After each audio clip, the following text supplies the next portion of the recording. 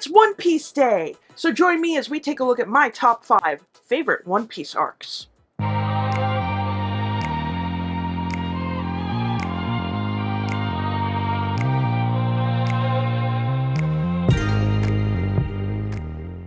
What's up everyone, it's Carrie aka Nerdygirlcreates and welcome back to Manga Monday. Yes, we're going to take a look at my top 5 favorite One Piece arcs in celebration of One Piece Day.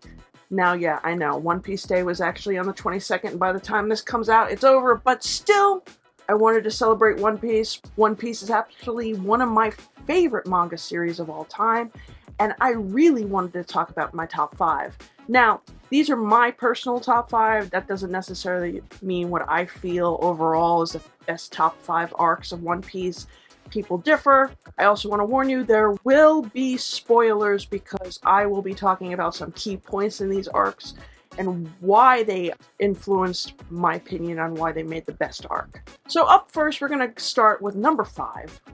And number 5 is going to be East Blue. Now, yes, I know you're automatically saying, but the East Blue arc, that's like the first arc. Is it because it's the beginning of One Piece? Not necessarily. What I really loved about the East Blue arc was when you first took a look at this series, you thought this was just going to be some goofy, over-the-top shonen, and you wouldn't be wrong. But when we get to the Arlong Park portion of East Blue, this is when you start to realize that this series is more than just goofy action and fun. Nami, who is the third character that Luffy recruits for his crew, has been very secretive. There's not much you know about her except that she's a thief. He doesn't like pirates. She's reluctant to even want to associate with Luffy. During this arc, when she betrays the group and steals the ship, that you find out more about Nami's past. And as you get into Nami's past, you realize just exactly how heartbreaking it is. You know, she was orphaned as a baby on an island. She was found by this marine named Bellamere, who took her and another girl, Nezuko, and raised them as her own daughters. Didn't have much to give Nami and Nezuko. She did support them a lot and give them a lot of love. Pirates, known as the Arlong Pirates, invade their little island. These are fishmen from Fishman Island who decide that they are going to take over the island as their base, and everybody on the island has to pay a fee in order to stay alive, and if they cannot afford that fee, they die. And Bellamere just has enough money for the two girls, and at first, residents of the village decide they're going to sneak Nami and Nezuko off the island, but Bellamere refuses to deny that she has daughters and decides to pay the fee for them, and Arlong shoots her dead in front of Nami. And this has long-lasting effects on Nami. As I said, it gives her a bad view of what pirates are. You know, a lot of childhood trauma going on in One Piece. A lot of childhood trauma. What makes this even more significant is Nami is forced to join the Arlong Pirates because the Captain Arlong discovers that she has a talent for map making. So in order to protect the village, she kind of, when she's allowed to leave the island, goes, and not only is she stealing money, but she's stealing money to buy the island back from Arlong. When the crew members that are part of the team, which are now Sanji, Usopp, and Zoro, go to the island to rescue Nami. Zoro is at first hesitant about it because he doesn't trust Nami from the minute he met her, but because his captain orders him, he goes ahead first and tries to save her. Some stuff goes down, he ends up getting captured, but Nami frees him. Sanji, Zoro, and Usopp inquire about Nami's past from her sister Nezuko. Luffy is the only one who does not care. The one thing about Luffy is he has this unique ability to sense when somebody is a good person and when somebody is a bad person. And he knows off the bat Nami's a good person. He doesn't need to know about her past. He doesn't care. He only knows what he knows, and he trusts Nami. Despite everything she does to him up to this point, he trusts Nami. Luffy finds Nami in the middle of a village, kneeling down. She just learned Arlong was never going to sell her back the island. She has been branded by Arlong when she was a kid with a tattoo of the Arlong Pirates on her arm. She decides to take a knife and start just stabbing it. She's crying hysterically. Luffy walks up to her. She stops when he grabs her hand, and she turns and looks up at him, and she says, "Please help me." And this was like the one moment you realize that this series is not going to be like all the others. And Luffy does so. he gets the others together, and they go and they kick Arlong's ass. They free Nami, and Nami agrees to be the navigator for the Straw Hat Pirates. And that's why East Blue is number 5 on my list. Next up is Dressrosa. Now, if you haven't been following me for a while, you probably don't know that one of my favorite characters in all of One Piece outside of the Straw Hat crew is Trafalgar D. Water Law. He is the captain of the Heart Pirates, and Dressrosa is his arc. What I love the most about this arc is that, once again, we get childhood trauma, which is an ongoing theme in One Piece. He is determined to get revenge on a warlord by the name of Doflamingo. You get to go into his past to find out exactly why he is so vengeful against this man. He has recruited the Straw Hats to help him with his plan to take down an emperor, but first he needs to take out Doflamingo's factory where they are manufactured devil fruits. And he knows if he does this, it's going to affect the emperor in question. So they head to this island known as Dressrosa. There, Law and Luffy and a few of the other Straw Hats are plotting to destroy the factory. But Law has his own mission, and he has not been very open about it. You find out that Law, when he was a child, grew up in the North Blue. His family were doctors. His parents were grooming him to be the next doctor because he's highly intelligent. He had a younger sister, and they had a very comfy life. The island itself was holding a secret. Their main source of income came from mining known as white lead. And this white lead was very in high demand across the world, including with the world government. What the citizens of the island didn't know was that they were slowly over time being poisoned by this material. The royal family knew, members of the world government knew, ordinary everyday residents did not know. And over time, as the next generation came in, it affected them more and shortened the lifespan. By the time it gets to Law's generation, there's kids dying. And his sister's the first one to show signs of it in their family. The family's desperate to save her. They are trying to find a cure, being doctors. They're trying to reach out to the world government. Nobody's responding. And then suddenly, the world government issues claiming that this disease is contagious. So all these surrounding islands cut them off. They're not getting any supplies. They're left to fend for themselves. The world government sends in troops to start taking out the affected. And it's during this time, Law discovers his parents dead. He hides his sister in the hospital his parents run to go and see if he can find some help. He finds bodies everywhere. By the time he returns to get his sister, the hospital's on fire and she's presumed dead. At this point, Law is very jaded. He's very angry. He knows he's going to die. He doesn't care, and he's decided even at his young age, he's going to take out as many people as he possibly can before he dies. And Doflamingo sees himself in this boy, and you get a flashback about Doflamingo's life, and you can see some similarities. The only difference is Law is not completely lost like Doflamingo is. And there is a strange man there named Corazon, who happens to be Doflamingo's brother.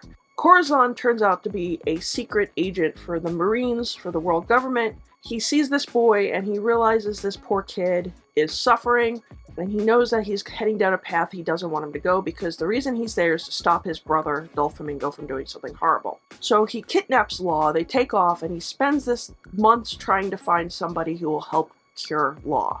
They bond, they become like a father-son relationship, and Doflamingo finds out where Corazon is. He reaches out to him and lets him know they found the devil fruit known as the Op fruit. And this is a fruit that gives somebody the power to be like the greatest doctor in the world. It's also got the power to make somebody immortal, is the reason why Doflamingo wants it. But Corazon decides he wants to get it before Doflamingo gets his hands on it, so he can give it to Law, and Law can save himself. So they sneak off to this other island in the North Blue that there's this group of pirates that have the devil fruit. Corazon breaks in, gets the fruit. He gets wounded in the process. Law is now in a very bad condition. He's nearing death. Corazon is able to get him to eat the fruit, but unbeknownst to him, amongst the Marines who are on the island trying to capture these pirates, an informant for Doflamingo. And when Law goes to get help to give him the evidence about what's going on with Corazon, unintentionally gives it to the man who's the informant. He reveals to Doflamingo about Corazon. Corazon hides Law in a treasure box, and he uses his own devil fruit powers to create silence so nobody can hear Law inside the treasure box. Doflamingo confronts him, Doflamingo kills him, Law hears the whole thing go down inside the treasure box. The whole fight with it's very emotional. Law is doing his best to take down Doflamingo, but it comes to a point when he realizes that he needs help, and Luffy is more than happy to help him. He doesn't get the whole story on why Law is doing this. All he knows is that Doflamingo kills somebody Law loved, and he's willing to help him, and he does, and he ends up defeating Doflamingo and also freeing the island from Doflamingo's reign. It is a great, and heartbreaking look at some of the growth these characters have throughout the series. Law comes off very cold, he doesn't care about anybody, but there's these moments you see that he really does have feelings, and he actually trusts Luffy, though he's never going to admit it to Luffy's face. And it's really great to see the way Oda builds this world up, and Dressrosa was just another example of that everything that's happening in this world, everything with the world government and how it affects people, even people you think who have the most comfortable life end up having something horrific happening to them. And that's why Dressrosa is number 4 on my list. The next one on my list is Water 7. And this arc in particular has 2 big events going on.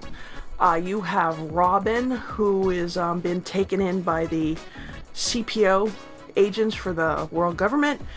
And you have the Going Merry, the beloved ship of the Straw Hats, on its last leg. And this is very heart-wrenching because you have somebody like Robin who, when they first meet her, she is not their ally, she's their enemy, but then becomes part of their crew, even though some of them are still suspicious of her. When they start to learn about her past, they begin to understand why she's kind of very distant and kind of, she's friendly, but she doesn't really want to get too attached. She makes the choice to go with the CPO agents in order to protect the Straw Hats, willing to, give in to her fate. But it's Luffy who shows up with the crew, and in this one moment when he takes a look at her and just tells her, "Tell me you want to live." And when Robin realizes that Luffy is going to go above and beyond for her, she breaks down crying and screams she wants to live. And Luffy decides, alright, fine, I'm going to save you.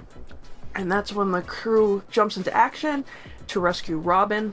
Again, another, not just about Robin, but also a view on Luffy's outlook and that unique ability he has to see the good in everyone. I mean, he didn't hesitate to let Robin join after they had fought her back in Alabasta, but he knows she's a good person. He is not going to let her give up on herself, and he goes there with the crew to save her. The other thing going on here is, like I was saying, was the Going Merry. This is the first ship the Straw Hats get, and it was gifted to them back in the East Blue by Kaya, and Usopp develops a bond with the ship. I know it sounds odd, it's not like that, but he develops this bond with the ship because he takes care of it. Anytime it's damaged, he was the one fixing it.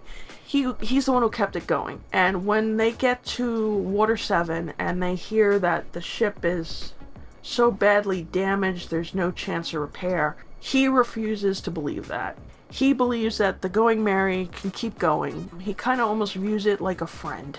And it's kind of sad to see Usopp, he's in total denial, and it leads to him fighting Luffy. Luffy at first is kind of reluctant too to give up on the Going Merry, but when all the information is laid out in front of him, he realizes the only thing they can do is get a new ship. And Usopp sees this as like a betrayal, and the two of them end up fighting. Usopp goes away, but he can't completely leave the Straw Hat, so he creates this new identity, which everybody knows but Luffy, that it's Usopp. Over time, Usopp learns to kind of let it go, and they have this beautiful moment where they kind of hold like a funeral for the Going Merry, and they set her on fire so it can just...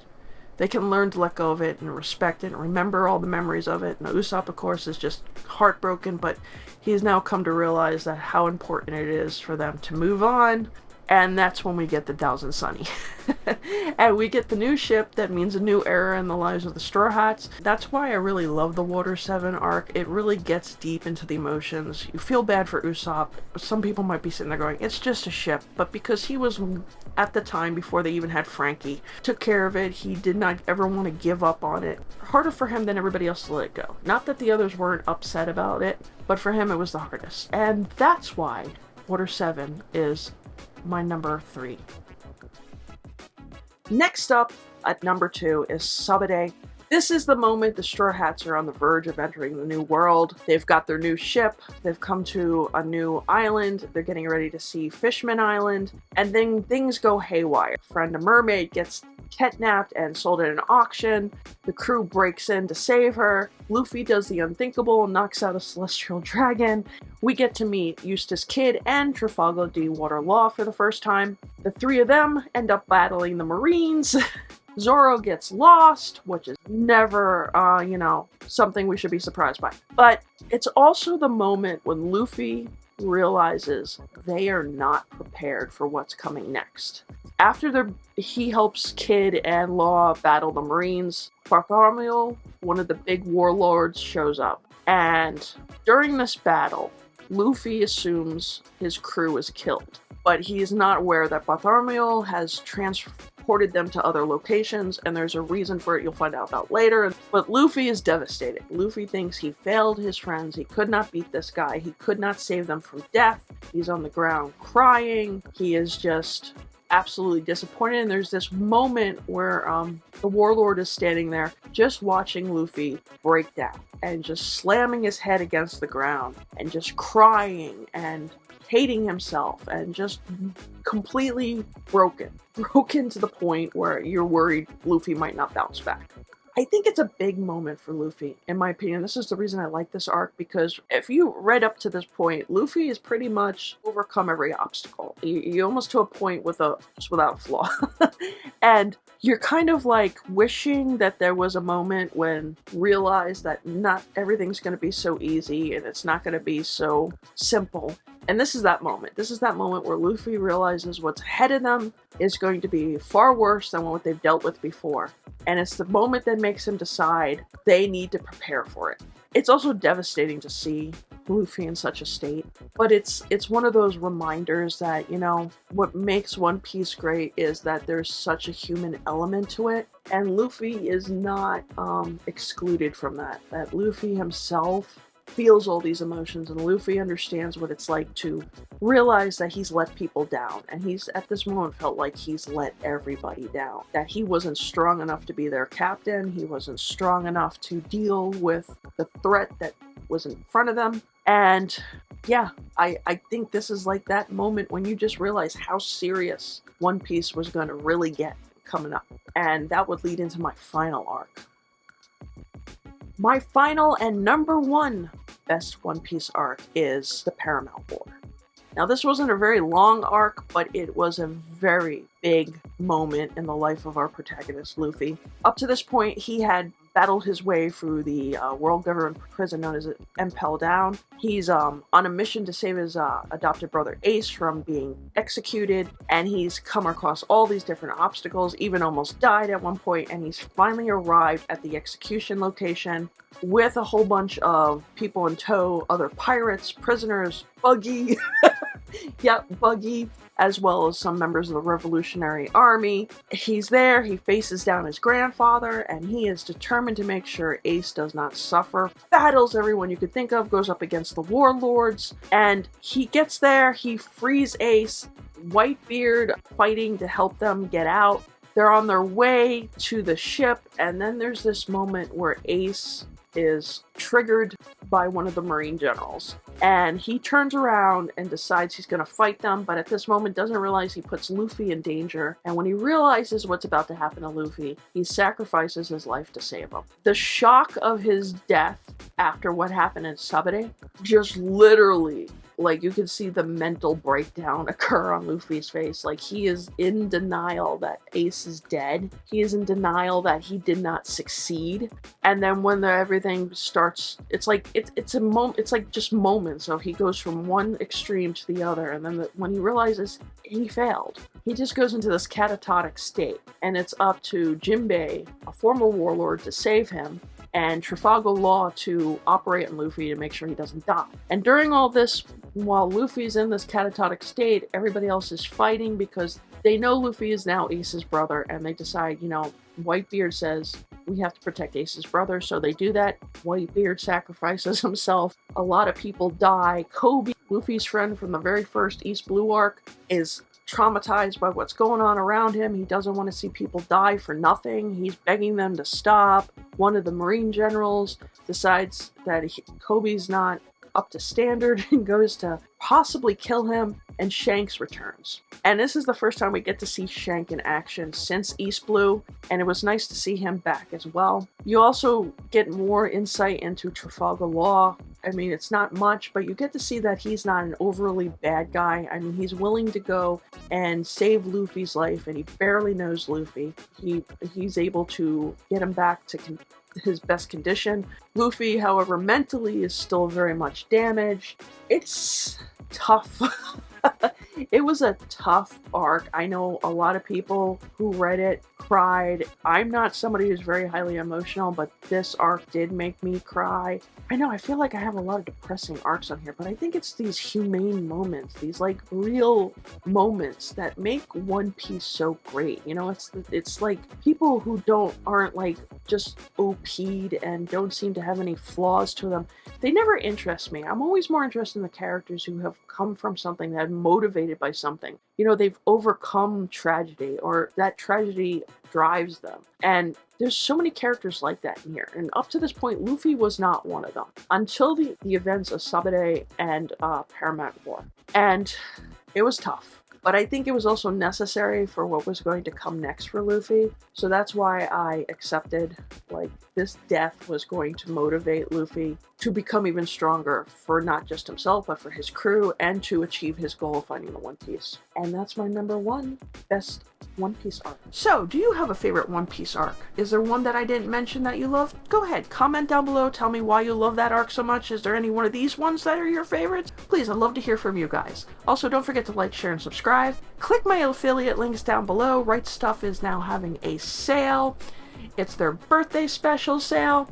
They have deals on everything from anime, manga, figures. Manga's got some bundle packs. I've already invested in a few, so check that out. Don't forget, Tuesday nights is Otaku Tuesdays. Me and the squad get together and we talk about all the big news, especially right now from San Diego Comic-Con. So come join us Tuesday nights at 8:30 p.m. Eastern Standard Time.